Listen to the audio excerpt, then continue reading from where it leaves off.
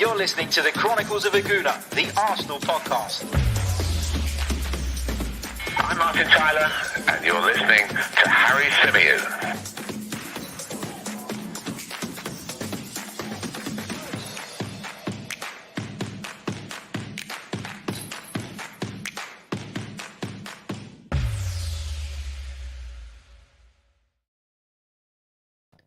Hello and welcome back to the Chronicles of a Gooner, the Arsenal podcast, part of the 90 Min Football Network, currently sponsored by our good friends over at ProPrep. As ever, I'm your host, Harry Symeou, and on this edition, we're going to be reviewing the weekend's Premier League action. Well, the games that took place anyway.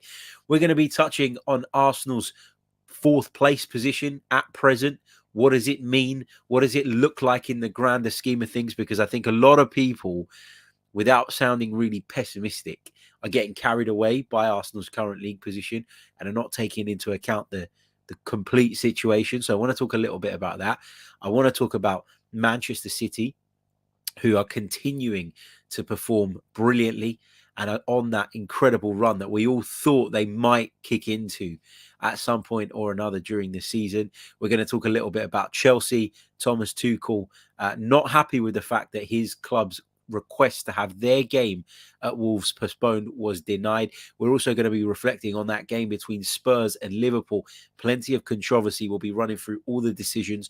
I'll be giving you my thoughts, but I'll also be giving you my thoughts on what I've seen from Tottenham under Antonio Conte. So lots and lots to get into. As always, we'll be taking your questions from the live chat box as well. So please do not hold back. Feel free to get involved.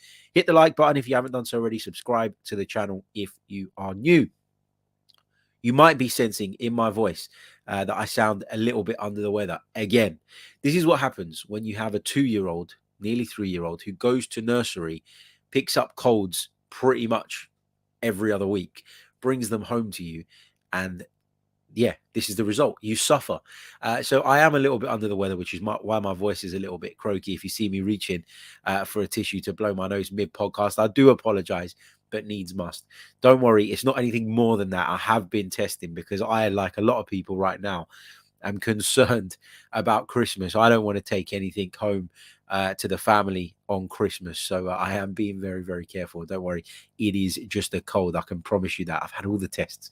Right. Let's smash through this then. Let's kick off by talking about Arsenal's league position at the moment. Now, Arsenal, of course, currently sit in fourth place. And as I mentioned to you guys in the post-Leeds show, Arsenal will be in fourth at Christmas for the first time in 5 seasons. We currently sit 6 points behind Chelsea. We've got the same amount of games played as them. So to think that a few weeks ago, Chelsea were a lot of people's title favourites, and you know, just a couple of months ago, Arsenal were being talked about as a disgrace. To be 6 points, you know, adrift of them is a really, really decent position to be in. West Ham United, of course, are in 5th, and if they win their game in hand, they close that gap between ourselves and them from 4 points to 1 point. Manchester United, they've got 2 games in hand, so they can overtake us in theory if they win those 2 games. That will put them onto 33 points, so they'll be a point ahead of us. And also Tottenham, who have 3 games in hand. Well, if they win those, if they win one, they go on to 29, 32, 35. They could potentially be 3 points ahead of us. So look, at this moment in time, the position looks great. And being in 4th is, as I keep saying, the absolute maximum I think you can expect from this Arsenal side.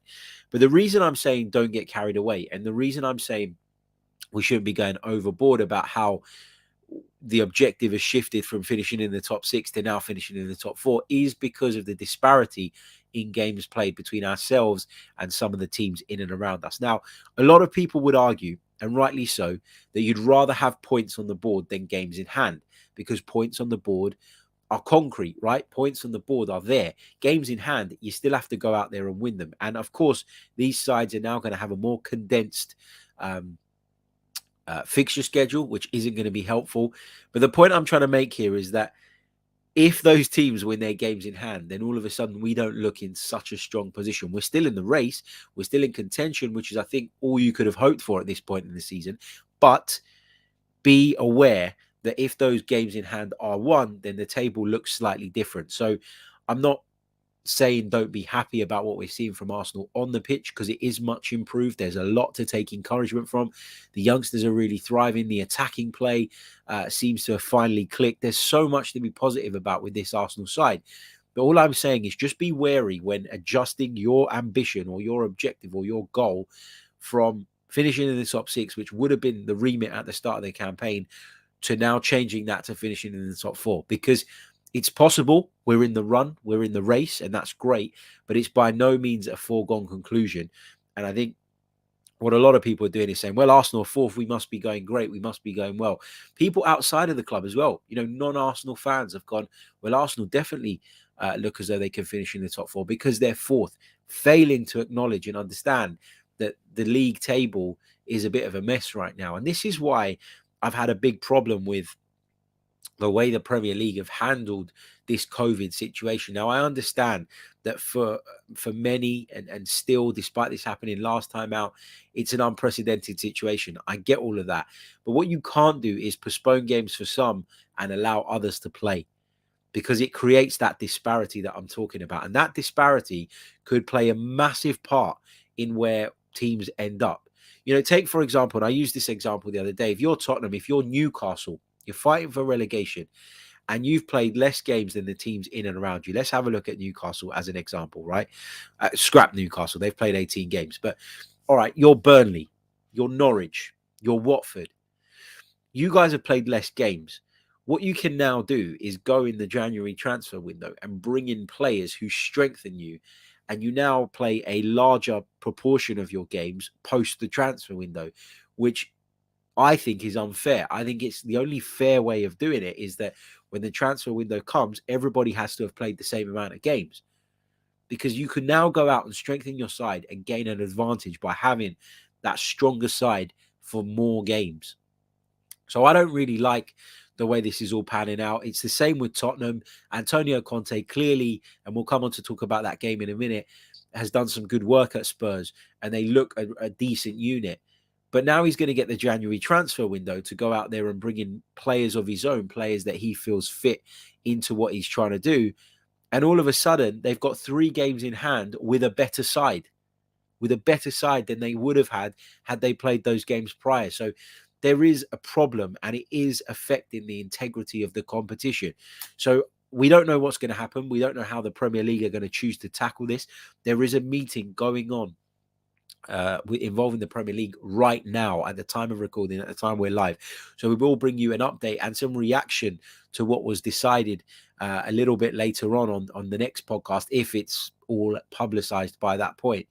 But at this moment in time, I feel like we're in a place where we need to either stop it for everybody or just continue it for everybody and push through. And I know that, with some clubs, the cases are worse than others. Like for Arsenal, for example, it's not been that bad.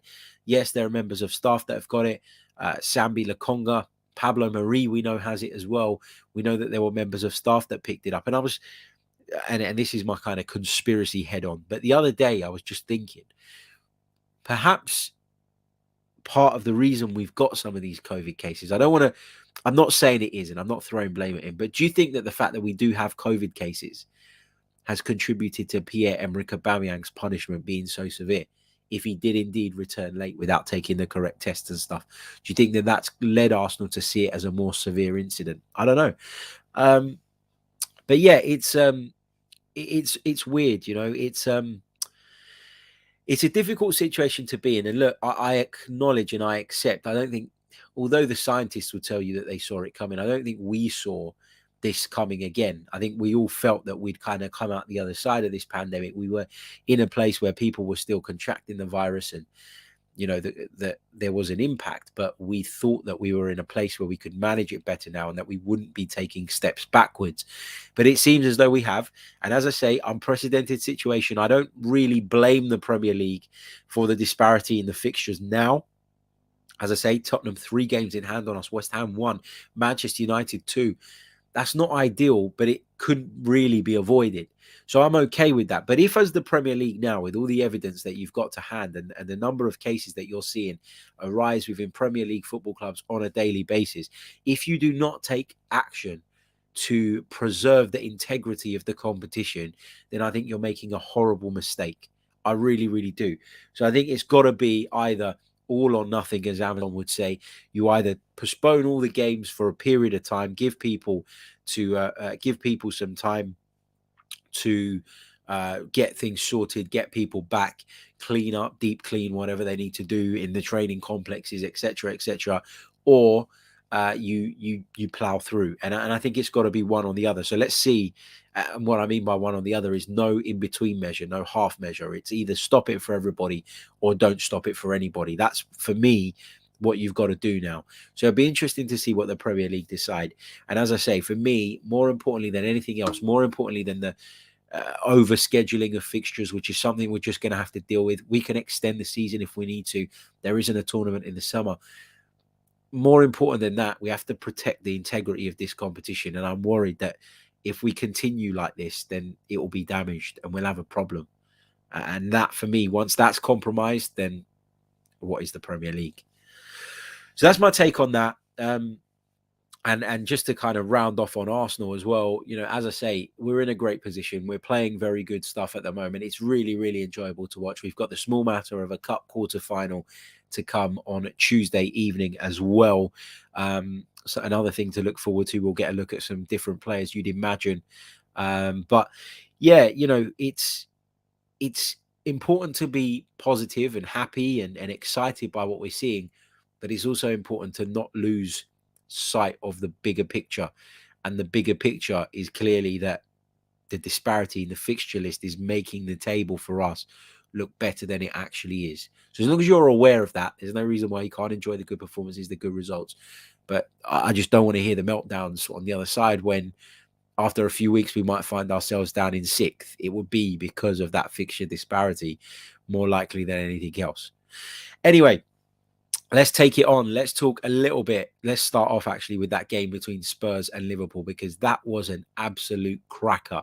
Really, really enjoyable fixture to watch. Both sides were going through it. Antonio Conte clearly has made some changes at Spurs that are very evident and are very effective. Now, I'll be honest, prior to the game yesterday, I hadn't watched 90 minutes of Spurs under Antonio Conte. And I was sitting there watching the game, and I was watching it with a Spurs fan, and I said before the game kicked off, I'm really intrigued to see what Antonio Conte's brought to the table. I'm a massive Antonio Conte fan. Well, I was prior to him joining Spurs. I'm a huge fan of Italian football, and I've followed his career very, very closely. I was impressed by what he did at Chelsea. I think he's a wonderful, wonderful manager. But my reservation was always about him taking the Tottenham job was, would he be able to get what he needs to get out of the group without Daniel Levy's complete and total backing? And Daniel Levy in the past has proven that he will back you to a certain point, but never enough for Spurs to close the gap on the really elite and challenge for Premier League titles. So I was interested to see what changes he'd made. And it was obvious that he was going to change the formation. That was obvious even before he took the job, that if he did, he would change that right away. The use of the wing-backs is something that is just so Antonio Conte. I think the decision or the desire or the wanting to play on the counter-attack is something that, again, is a characteristic of Antonio Conte when coming up against big sides. And I think he utilised the likes of Harry Kane and Heung-min Son, who we know are top-quality players despite what's gone on so far this season, in a really, really effective way. And I thought they gave Liverpool a really, really good game. Having said that, do they get a point out of it if the referee and the VAR had been competent? It's as simple as that, because that is as bad a game in isolation as I've seen, where the VAR and the referee's incompetence has dictated the outcome. And I thought we were past this. I thought that VAR last season started to work a lot better. And then we've come into this season and we've got all these new directives like allow the game to flow more. Allowing the game to flow more doesn't mean allowing challenges like Harry Kane's to go unpunished. That was a baffling decision. Harry Kane should have certainly been sent off. Diogo Jota should have certainly had a penalty. Andrew Robertson will have no complaints. His challenge was a horrible one. It was clear he was intending to take the player out, and he was rightly given a red card. Harry Winks probably should have had a penalty down the other end for Spurs as well. So, although, the major decisions, it felt like the majority of them went against Liverpool.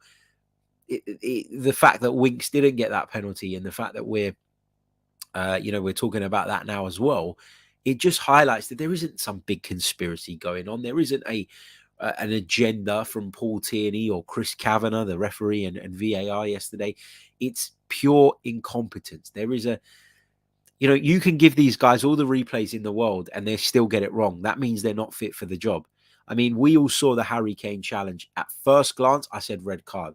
When I saw the replay, and I think a really good point was made on Match of the Day, Harry Kane looks to his left as he's making the challenge. He's not even looking. He's not in control of what he's doing. It falls within the bracket of reckless play and endangering an opponent. And if I were a Liverpool fan, I'd be absolutely livid that was allowed to go unpunished. Not to mention the penalty kick. That was a clear Stonewall penalty. You can't just go into people.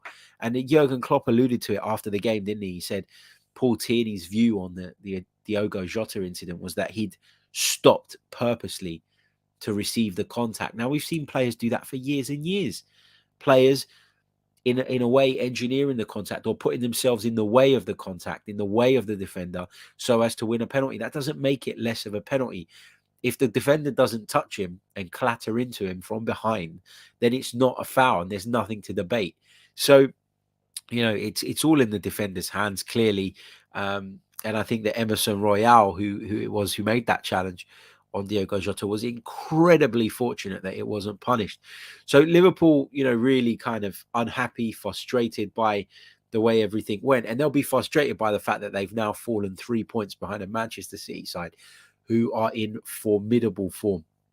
Manchester City side who have won 14 of their 18 games so far. They've won all of their last 5 in the Premier League. Liverpool could ill afford to drop points. And that brings me on nicely to another team that couldn't afford to drop points, given the way things have gone in recent weeks. And that is Thomas Tuchel's Chelsea. They've won just 2 of their last 5 in the Premier League. Back-to-back draws. They lost a couple of weeks back against West Ham United as well, of course, at the London Stadium. And all of a sudden, Thomas Tuchel's side, who were at the top of the table, now find themselves 6 points behind this Manchester City side who just don't look like dropping anything at this moment in time. So, Chelsea very unhappy that their game was made to go ahead. Thomas Tuchel was talking quite passionately about the situation before the game. He spoke about the fact that he's got so many players out off the back of this that we're not ever going to stop this situation if players are being forced to travel together, to play together, to train together, etc., etc. He was very, very unhappy that the game was going to go ahead. And I just remember thinking when I saw the full-time result on that one, Thomas Tuchel will be livid. Look, Wolves are a good side. We'll find that out in a little bit. We're playing them if indeed that fixture goes ahead. I think it's on the 28th or 27th or 28th. So we've got, 28th it is. So we've got, Wolves to come, and we've seen that they've been a pretty good side this season. They've looked very dangerous going forward, but also Bruno Lage has managed to tighten them up a little bit defensively as well. I think Thomas Tuchel will have looked at that game and felt it was a difficult one anyway, let alone with the absences. That's why I feel like Chelsea tried to get it postponed. But this is where the problem is again. Like, I don't blame Chelsea for trying to get it postponed. I'd have done exactly the same thing. What I find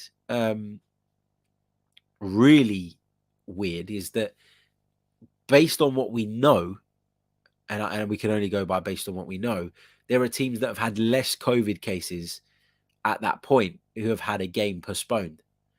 So why have the Premier League dug their heels in with Wolves, with Chelsea and Wolves? That's why Chelsea feel aggrieved. It's why Thomas Tuchel's frustrated, and I completely understand it. He couldn't name a full substitutes bench yesterday. And this is where the Premier League in their meeting today need to discuss and clarify some guidelines that are going to constitute whether or not a game should be postponed or played. And I think once that is detailed clearly, then people can have no complaints about it. But you've seen Chelsea, have to go there with a really depleted side, squad at least. And I know they have a better squad than most, so there'll be a lot of people out there that don't feel sympathy for them. I don't feel sympathy for them. All I'm saying is that the integrity of the competition is now being affected. I can see some of you saying, And Jean Rene says it in the chat. I have no sympathy, to be honest, because we were forced to play as well. Yeah, we were forced to play in the opening weeks against Brentford, agreed. And that was probably wrong. And I think that, I think that looking back on it, we can feel hard done by about that. I don't think we should have had our game cancelled on Saturday. We had, barring Sambi Lokonga, nobody else absent would have been involved anyway.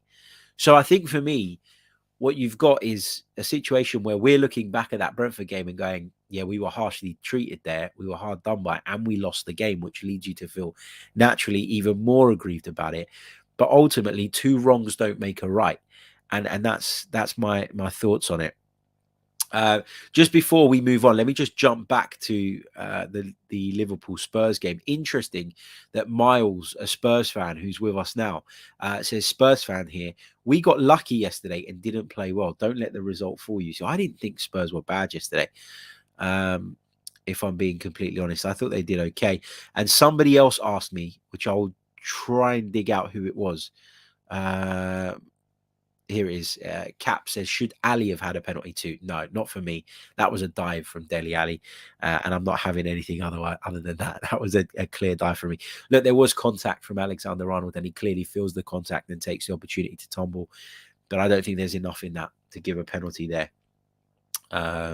So yeah, right. Let's see what else. Let's talk a little bit about Manchester City, because as I mentioned, they're on an incredible run of form, and I tipped them at the start of the Premier League to win the title, and I expect them to go on and do so. They're just so relentless in attack, and people have talked time and time again about the lack of a centre forward, how that was going to cost them, how Pep Guardiola's game is not working anymore. It's completely to the contrary. They've got so many talented players. They got so many brilliant sort of attacking midfielders that they almost don't need a striker. And when you've got people like João Cancelo stepping up and scoring brilliant goals like that as well, Ruben Dias also got on the score sheet, then the need for a striker decreases, doesn't it? So yeah, it's a very specific way of playing, but it's clearly working for Manchester City at the moment. And I think many of you will agree with me in saying that they are now the favourites to win the Premier League. They were my favourites at the start of the season, but now that they've opened up a cushion on Liverpool, who I expect to push them right all the way, but that 6-point lead over Chelsea could prove massive, couldn't it? Because you look at Man City from week to week and you just don't see where they're going to drop points. Obviously, they've lost a couple of games this season, drawn a couple of games, but Liverpool have drawn 5. Chelsea have drawn 5. City have just drawn 2. City don't draw games, and that is really important. They got 2 more wins than Liverpool, 3 more wins than Chelsea, only 4 more wins than Arsenal. There you go. Or Chelsea, who everybody was tipping to go on and win the Premier League, or a lot of people were. They've only got 1 more win in the Premier League than us this season. It's an interesting stat for you there. It's one that you can throw about on Twitter when people are giving you a hard time. In other news, great news today. Woke up to the news that Tottenham had been battered again. Tottenham beaten by 3-0 at home to Rennes in the Europa Conference League, and therefore eliminated from the competition. That did make me laugh. Tottenham, of course, kicked out of the Europa Conference League, having not been able to fulfill their fixture against Rennes by default. Rennes, the French side, are handed a 3-0 victory. So Tottenham got bad 3-0 at home, technically. Anyway, good stuff. Right. I can see this from Jan Ostergaard, and I love this. I want to touch on it. He says, refs love Kane. It's that old debate again, isn't it? Does the England captain get favourable treatment from the officials? I think he does. I think that all England players, to a degree, normally, unless they play for Arsenal, of course, get some sort of favourable treatment from officials as a consequence of their stature, position, whatever, in the national side. And I think Harry Kane certainly got the benefit of the doubt yesterday, not for the first time, but to say that was not a red card is just pure madness. And honestly, I am baffled by the fact that no further action was taken there. And it begs the question again, doesn't it? Because we talked a little bit about VAR earlier. It seemed like it was getting better, and all of a sudden we're back to square one. It's a couple of weekends in a row now where we've had some really questionable and poor decisions. You want the VAR to pull that up. You want the VAR to step in, and at the very, very least, I don't even want the VAR to make the decision. I just want the VAR to send Paul Tierney the referee over to the monitor to have a look. And if he decides that even after having looked at it, it's a red card, it's not a red card, then fine. But you should be made to come out after the game and explain, just like the managers are asked or forced as part of their contracts, as part of the media contracts, to stand in front of the cameras and give their account of what happened and what they saw. The referee should have to give his account of why, having reviewed the pictures, he didn't feel it was a red card. Even if you disagree with the referee, if you hear their reasoning, I think naturally you'll have a little bit more respect for them. That's how I feel anyway. If I disagree with someone, but they can put together a case, then I'm more inclined to respect their opinion than I am if you just say, well, no, you're wrong. Let's get into the ins and outs of it. Let's get to the crux of what exactly it is and why you've come to that decision. So I would have more respect for referees, even if I disagree with the decision, if they stood in front of the cameras and said, this is the reason why I felt I could not send the player off. Anyway, let's go back to the chat box. As she says, Harry, what about the Arsenal-Sunderland game? Is it intact? As far as we know, it's going ahead. We've not heard anything to the contrary at the moment. And I got to be honest, this is a weird dilemma for fans to be in right now. Okay, so I've got a ticket for Arsenal-Sunderland. I bought it when we progressed to the round, when the fixture was drawn and the tickets became available. Now, for those that don't know, Arsenal season ticket holders do not automatically get EFL/Carabao Cup games included. So you need to buy them when the ticket allocation comes along. And as a season ticket holder, you get priority. You're able to purchase your seat for the game before they go on general sale. So you get an opportunity to buy. And I've been to all of them this season. The EFL ones, I've been buying them. I've been going. I've been enjoying them. I bought the ticket for this game. And now I'm in two minds as to whether or not I want to go. No, actually, let me rephrase that. I do want to go. I'm in two minds as to whether I should go.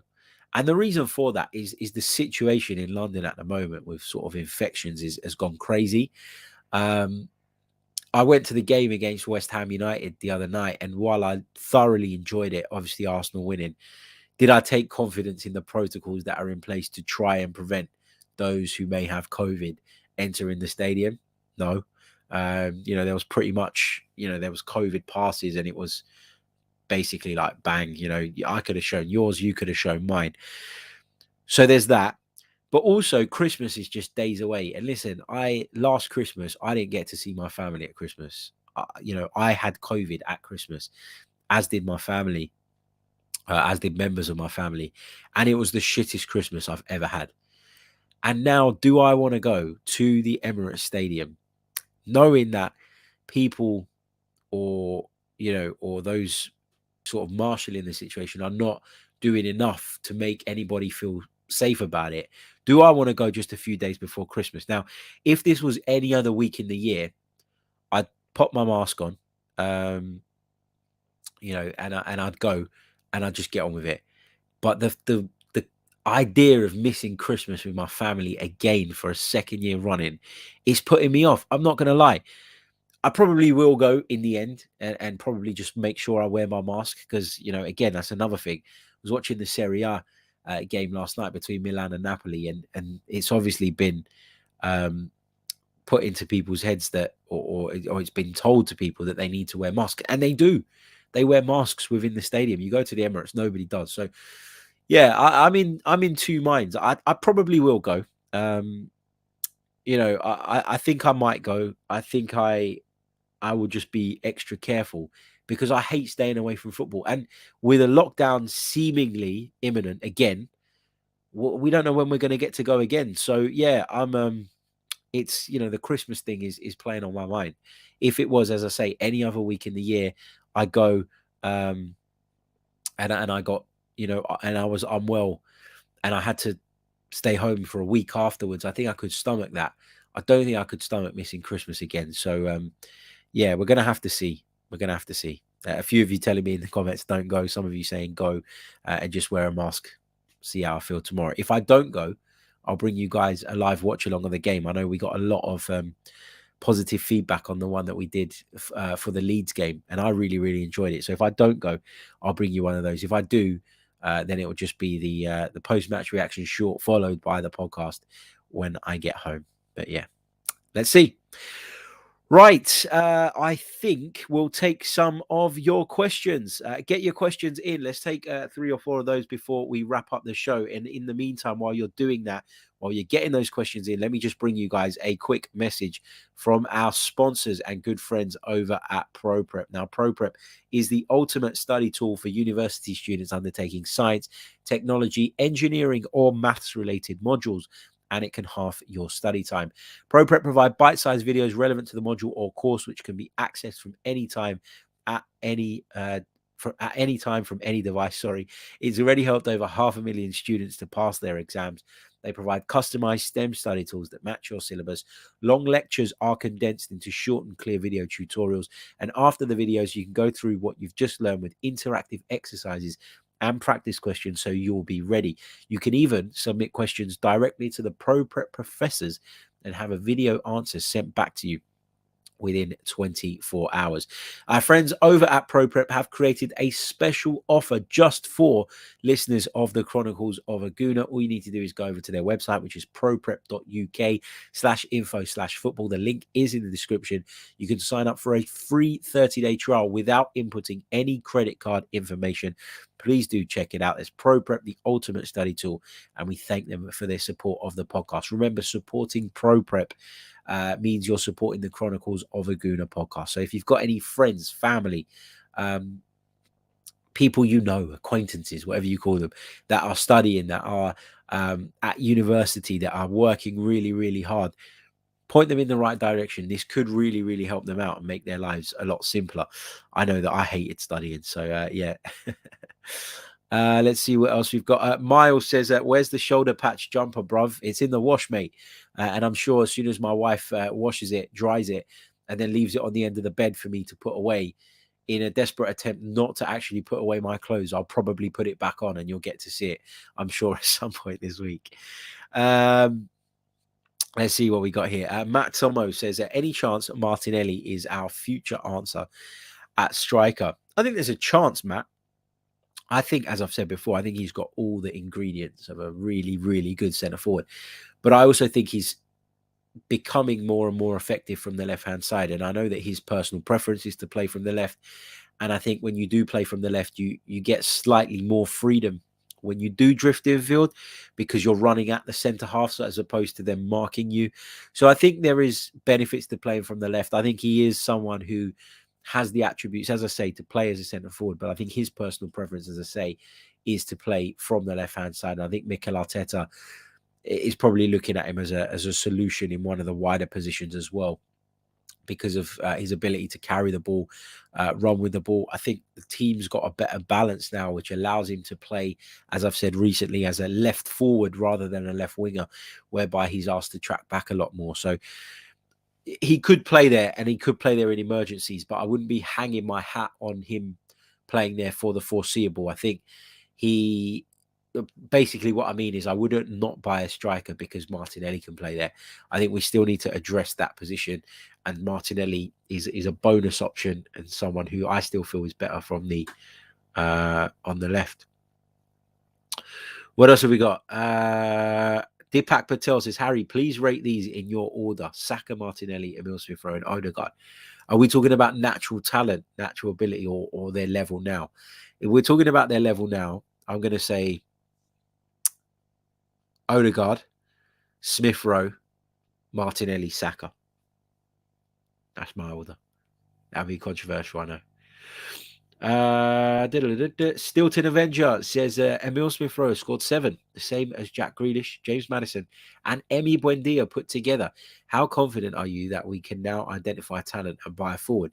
Yeah, I think when you look at the transfer business that Arsenal have done, especially last summer, you've got to take confidence from that, and you've got to feel as though we're moving in the right direction with regards to our recruitment. It's been a big, big problem for years, and it's largely why we found ourselves in the mess that we are or were in, depending on what way you look at it. But yeah, look, you've got to take encouragement from the fact that we seem to be able to not just bring players through, but also now identify, as you say, players at other clubs that can come in and do good jobs for us. I remember in the summer, and I don't want to be that guy that says I told you so, but I remember in the summer when Arsenal were heavily linked with Buendia and people were having an absolute meltdown about the fact that he joined Aston Villa instead of us. I remember saying, chill out. I remember saying this. I remember saying to you all that Emi Buendia is a talent and, of course, has done wonderful things at Norwich City. But the fear and the worry that I had was that Arsenal would be about to go and spend a significant chunk of their transfer budget on somebody who there is no guarantee will be able to translate that championship form in terms of outputs, goals and assists into Premier League form. And lo and behold, you are seeing it now. I said that I would have gone for Martin Odegaard over Emi Buendia. And I think based on what we've seen so far, we're 18 games into the Premier League season. I think that call was very, very justified and very, very fair. And I think most people would agree now that in Odegaard, 30 odd million pounds, we would have had to pay about 40 for Buendia because Norwich, of course, naturally, were going to chuck that premium on top with it being Arsenal. I think we've got a good deal. We've got the right deal. And we've got a player, in my opinion, with a much higher ceiling than Emi Buendia. So I think that was the right decision. Let's see what else we've got. Jid F32 says, with how well Hector has been doing with Real Betis, do you think that with the break from Arsenal that he's currently getting, he would be open to come back and fight for his place? I think he's doing well in Spain, as you say. I think he's settled really, really well at Real Betis. They're having a good season as well, which helps. But I just feel like Hector Bellerin's Arsenal career is over. I've got to be honest. I think that the fact that we allowed him to go out on loan was Arsenal would acknowledge that this guy has no future at the football club. He wanted to move on. We wanted to move him on. It was one of those situations where we just reached the end of the road. So I personally don't think that Hector Bellerin has an Arsenal future. I know he's only on loan, but I'm pretty sure that some kind of arrangement will be made at the end of the season, whether that be Arsenal just cutting their contract, cutting their losses and allowing him to join free or receiving a nominal fee. I don't know exactly, but I don't think he's coming back to Arsenal. That's just my personal opinion. Let's carry on. This is the weekend review show, right? So we're not just talking Arsenal on this episode. So I will take this question. It's a good question from Nicomo. It says, Harry, totally off topic. Don't worry, sir. It's Premier League related, which is what we're doing today. But do you think Bielsa has run his players into the ground, hence the amount of injuries? Do you think that's why maybe Arteta does not implement a pressing game? I think that there's a difference between Arteta's pressing game and the likes of Liverpool's or Leeds. I think Arsenal's is more structured in the sense of not that it's better, that it's different in the way that we do it at certain points and we don't do it at others. It's almost as though we have triggers that kind of lead to us embarking on a press. So there's trigger points that set it off. And I think that's why we clearly, well, touch wood, we're not having the problems that Leeds are at this moment in time. But, there is this argument, isn't there, about Marcelo Bielsa burning people out, running people into the ground. And it's a criticism that's followed him around throughout his career. The fact that he's never managed anybody for more than a couple of years, I think it is, or maybe 3, is something that people always point at him and use as a criticism as well.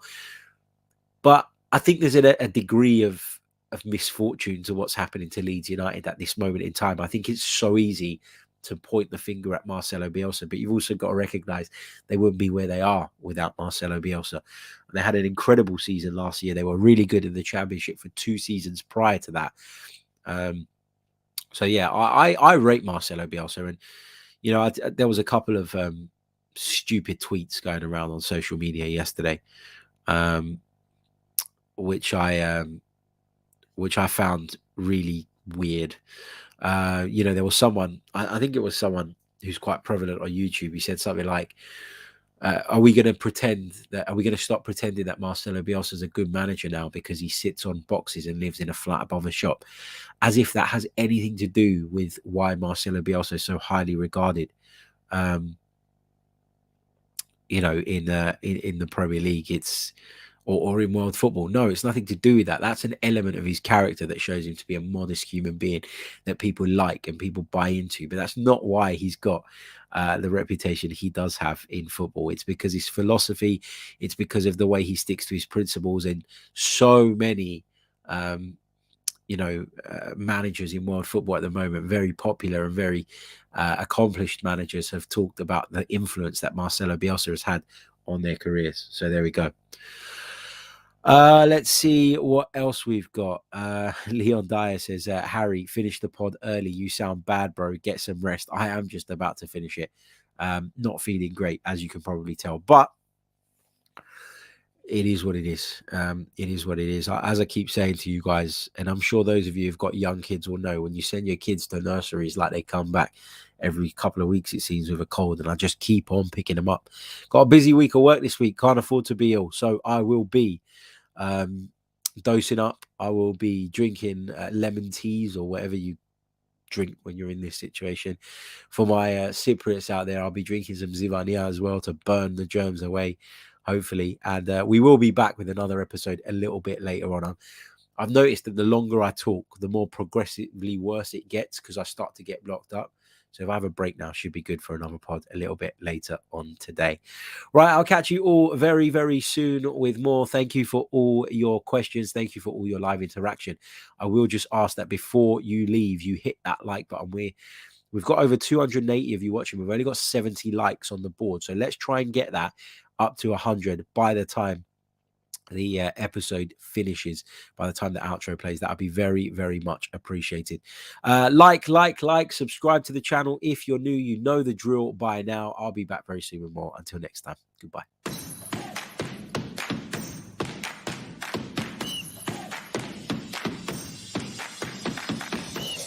You're listening to the Chronicles of a Gooner, the Arsenal podcast. I'm Martin Tyler, and you're listening to Harry Symeou.